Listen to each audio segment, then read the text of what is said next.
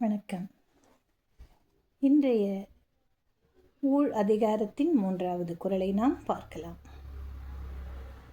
நாம் செய்த நன்மைகளும் தீமைகளும் மட்டுமே நமது வாழ்வில் ஏற்ற இறக்கங்களுக்கும் நன்மை தீமைகளுக்கும் காரணமாக அமைகிறது என்று கண்டோம். இதை நம்ம அனுபவத்திலேயே பார்த்துருக்கலாம்.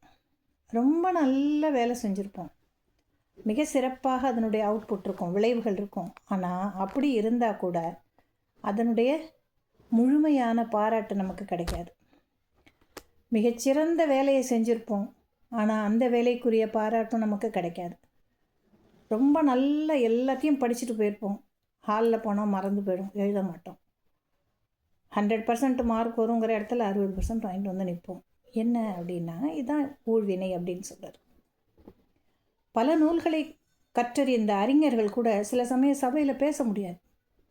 அவர்களுக்கு அறிவுத்திறன் மிக அதிகம் இருந்தால் கூட எவ்வளவு நூல்களை கற்றிருந்தாலும் அதற்குரிய விளைவு அந்த இடத்துல சிக்கிடும், கிடைக்காது.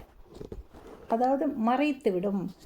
ஏன்னா நீ செய்த வினையின் பயனாக நீ எவ்வளவுதான் கற்றிருந்தாலும் ஒரு குறிப்பிட்ட அந்த அறிவை தாண்டி உன்னுடைய மிகுதியான அறிவை அது வெளியே காட்ட விடாது. வினை என்பது அந்த இடத்துல அதை தடுத்து விடும் என்பது தான் இதன் பொருள். நுண்ணிய நூல் பல கற்பினும் மற்றதன் உண்மை அறிவே மிகும். நுண்ணிய நூல் பல கற்பினும் மற்றதன் உண்மை அறிவே மிகும். எவ்வளவு நூல்களை நாம் படித்து அறிந்து ஆராய்ந்து செயல்பட்டு இருந்தாலும் வினைப்பயன் சரியாக இல்லை என்றால் நம்மளுடைய புத்தி இருக்கு இல்லையா, அந்த அதிகமான படித்த அந்த கருத்துக்களை நம்முடைய எண்ணத்திற்கு தோன்ற விடாது, மறைத்து காட்டிவிடும். மற்றும் தன் உண்மை அறிவே மிகும். என்ன சொல்ல முடியுதோ அதை மட்டும்தான் சொல்ல முடியுமே தவிர அதிகமாக நம்ம சொல்லணும்னு நினைக்கக்கூடிய பல விஷயங்களை நம்மால் சொல்ல இயலாமலே போய்விடும். இதற்கு காரணம் நாம் செய்த வினைப்பயன்.